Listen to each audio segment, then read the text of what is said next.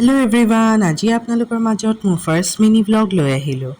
আবেলি শুই উঠাৰ পিছৰ পৰা আজি পুপুলুৰ আকৌ বহুত খং উঠি আছিলে। কি কথাততো বুজি নাপালোঁ। তাইৰ মন ভাল লগাবলৈ অলপ দুদু খুৱাই ৰেডি কৰি দিলোঁ। ক্ৰীম লগাব লওঁতে দেখিছোঁ ৰাতিপুৱা দেউতাকে মৰমতে চুমা খোৱাৰ কাৰণে গোটেই গুটি উঠি গ'ল গালত। ৰেডি কৰাই দিয়াৰ পিছত আকৌ ফূৰ্তিতে তাই পূৰা ঘূৰিছে, ঘুমাৰ নাচিছিলে নেকি তাই।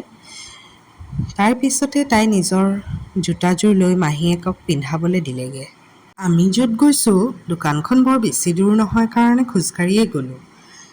তাইৰ মাজতে ভাগৰ লাগি গ'ল কাৰণে মাহীয়েকৰ কোচত উঠিলে। ইজনীৰ পৰা ইজনীৰ কোচত উঠিয়ে আমি গৈ পালোগৈ ফুড ট্ৰাকখন। আজি গধূলি আকৌ বাহিৰৰে কিবা এটা বস্তু খাবলৈ মন গ'ল। তাৰ মাজতে আকৌ চাদিয়াক মই বেলেগ এখন দোকানলৈও পঠাই দিছিলোঁ। তেনেকুৱাতে মগনীয়া এগৰাকীক লগ পাই লৈ পেলাই মই তেখেতক খাবলৈও দিলোঁ। এইটো কথাত আকৌ মোক জাজ নকৰিব। ঘৰলৈ অহাৰ পিছত আমাৰ নামাজ শেষ হৈ গ'ল যদিও পুপুলুৰ আকৌ দুৱা খোজা শেষেই নহৈছিলে, সেইকাৰণে তাই কণ্টিনিউ কৰি থাকিলে।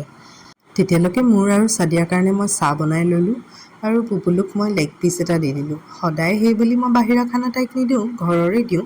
এতিয়া আমি খাইছোঁ যিহেতু তাইতো মুখলৈ চাই নাথাকে। আজিলৈ ইমানতে সমাপ্ত কৰিছোঁ। নেক্সট আকৌ আহিম নতুন এটা ভিডিঅ' লৈ আপোনালোকৰ মাজত। বাই।